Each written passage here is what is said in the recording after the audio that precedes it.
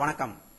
அன்பார்ந்த இணையதள நேயர்களே, மீண்டும் www.qcrc.in என்ற இணையதளத்திற்காக நியூஸ் தமிழ் செய்திருக்கையில் உங்களை சந்திப்பதில் பெருமகிழ்ச்சி அடைகிறோம். இன்று 28 மே 2009க்கான முக்கிய செய்திகளை தற்போது பார்க்கலாம். டெல்லியில் ராஷ்டிரபதி பவனில் உள்ள தர்பார் ஹாலில் மத்திய அமைச்சரவை விரிவாக்கம் நடந்தது. இதில் 59 மத்திய அமைச்சர்கள் பதவி ஏற்றுக்கொண்டதாகவும் இதை பாரத ஜனாதிபதி திருமதி பிரதீபா பட்டேல் அவர்கள், பாரத பிரதமர் திரு மன்மோகன் சிங் அவர்கள் கலந்து கொண்டதாக டெல்லியிலிருந்து தகவல்கள் வெளிவந்து கொண்டிருக்கிறது. மத்திய அமைச்சரவையின் விரிவாக்கம் இன்று டெல்லியில் நடந்தது. இதில் 59 பேர் இன்று பதவியேற்றுக் கொண்டார்கள். அதில் தமிழகத்தை சேர்ந்த தயாநிதி மாறன் அவர்களுக்கு ஜவுளித்துறையும், முக அழகிரி அவர்களுக்கு ரசாயனம் மற்றும் உரத்துறையும், திரு ராஜா அவர்களுக்கு தகவல் தொழில்நுட்ப துறையும், ஜி.கே. வாசன் அவர்களுக்கு கப்பல் போக்குவரத்து துறையும், நெப்போலியன் அவர்களுக்கு சமூக நீதி மற்றும் அதிகாரமும், பழனிமாணிக்கம் அவர்களுக்கு நிதி அமைச்சகத்துறையும், ஜெகத்ரட்சன் அவர்களுக்கு தகவல் ஒலிபரப்பு துறையும், காந்தி செல்வன் அவர்களுக்கு சுகாதாரம் மற்றும் குடும்ப நலத்துறையும் ஒதுக்கப்பட்டுள்ளதாக டெல்லியில் இருந்து தகவல்கள் வெளிவந்து கொண்டிருக்கிறது.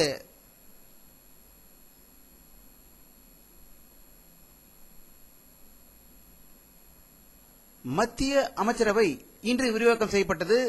மத்திய அமைச்சர்களிலேயே மிகவும் வயதில் குறைந்த 28 வயதுடைய அகிதா சர்மா அவர்கள் இன்று பதவி ஏற்றுக்கொண்டதாகவும், இவர் முன்னாள் சபாநாயகர் திரு சங்மாவின் மகள் என்பது குறிப்பிடத்தக்கது.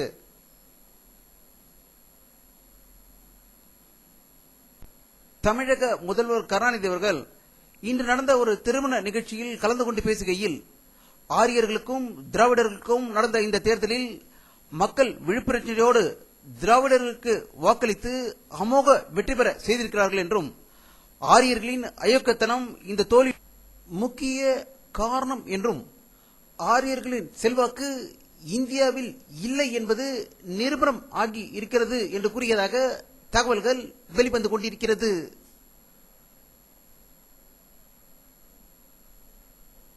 இன்று ஜெனீவாவில் ஐக்கிய நாடுகள் சபையின் பாதுகாப்பு ஆலோசனை அவசர கூட்டம் இன்று நடந்தது. இந்த கூட்டத்தில் இலங்கைக்கு எதிராக மனித உரிமை மீறல் பிரச்சினை மற்றும் இலங்கைக்கு நிதியுதவி அளிக்கக்கூடாது என்று ஐரோப்பிய நாடுகள் கொண்டு வந்த தீர்மானத்திற்கு சீனா, இந்தியா போன்றவர்கள் எதிர்ப்பு தெரிவித்து இலங்கைக்கு ஆதரவாக ஓட்டளித்ததால் இந்த தீர்மானங்கள் தள்ளுபடி செய்யப்பட்டதாக ஒரு அதிர்ச்சி தகவல் ஐநாவில் இருந்து வந்து கொண்டிருக்கிறது.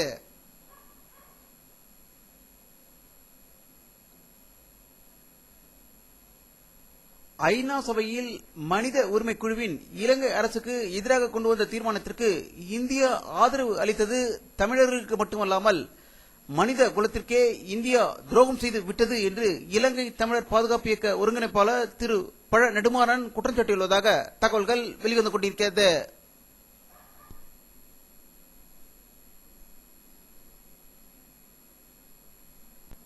இந்திய ரயில்வே துறை வெளியிட்டுள்ள ஒரு செய்தி அறிக்கையில், இனி வரும் காலங்களில் ரயில்களின் நேரங்கள் மாற்றம் செய்யப்பட்டால் அவற்றை உடனடியாக பயணிகளுக்கு SMS மூலம் தெரிவிக்கப்படும் என்று செய்தி வெளியாகியுள்ளதாக டெல்லியில் இருந்து தகவல்கள் வெளிவந்து கொண்டிருக்கிறது.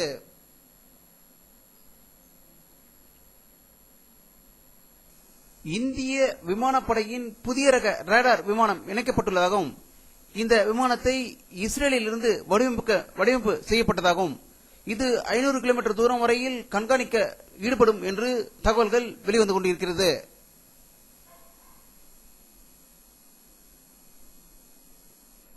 அசாம் மாநிலத்தில் இன்று நடந்த ஒரு துப்பாக்கி சண்டையில் சிமி நாகா இயக்கத்தை சென்ற 2 கொல்லப்பட்டதாக அசாமிலிருந்து தகவல்கள் வெளிவந்து கொண்டிருக்கிறது.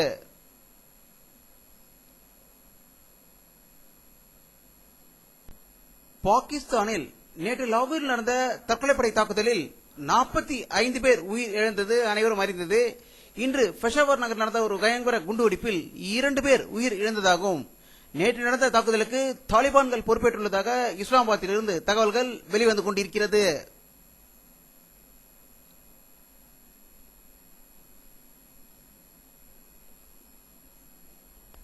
இந்தியாவுக்கான புதிய அமெரிக்க தூதராக திமோதி ரோமர் அவர்களை அமெரிக்க அதிபர் திரு பாரக் ஒபாமா அவர்கள் நியமித்து உள்ளதாக வாஷிங்டனில் இருந்து செய்திகள் வெளிவந்து கொண்டிருக்கிறது.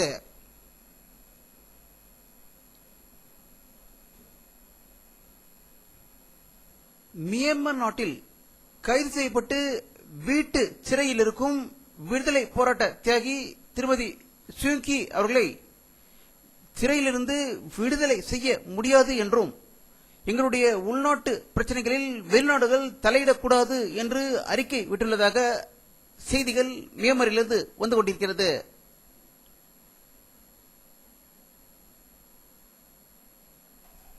ஆஸ்திரேலியா நாட்டில் இந்தியாவிலிருந்து சென்று படிக்கும் மாணவர்களை தாக்கும் இனவெறி செயல் அதிகரித்து வருவதாகவே தகவல்கள் வந்து கொண்டிருக்கிறது.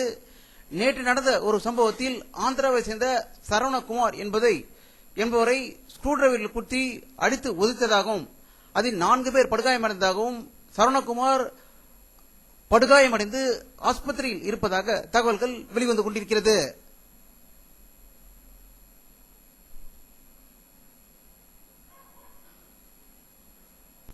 பிரிட்டன் நாட்டில் 66 வயதுடைய பெண்மணிக்கு ஒரு ஆண் குழந்தை பிறந்திருப்பதாக பிரிட்டனிலிருந்து தகவல் வெளிவந்து கொண்டிருக்கிறது.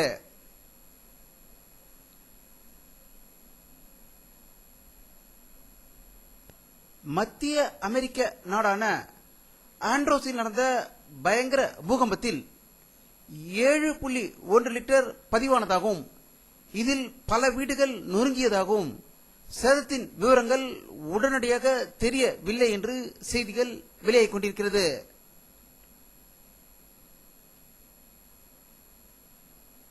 இன்று சென்னை மெரினா கடற்கரை அருகிலுள்ள சீனிவாசபுரத்தின் அலைகளின் சீற்றம் அதிகமாக இருந்ததாகவும் மிக பெரிய அலைகள் வீடுகளுக்குள் புகுந்ததாக தகவல்கள் வெளிவந்து கொண்டிருக்கிறது. அதேபோல் ராமநாதபுரம் பாம்பன் அருகிலுள்ள கடல் உள்வாங்கியதாகவும் இதற்றின் தாக்கம் மத்திய அமெரிக்காவில் ஏற்பட்ட பூகம்பத்தால் ஏற்பட்டிருக்குமோ என்று என்ன தோன்றுகிறது என்று வல்லுநர்கள் செய்தி வெளியிட்டிருக்கிறார்கள்.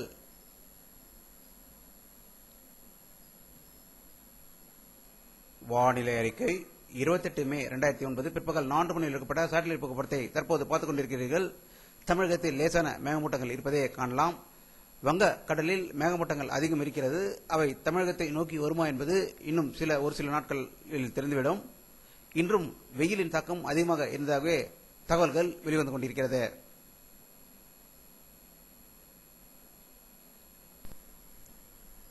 இத்துடன் இந்த செய்தி அறிக்கை நிறைவடைகிறது.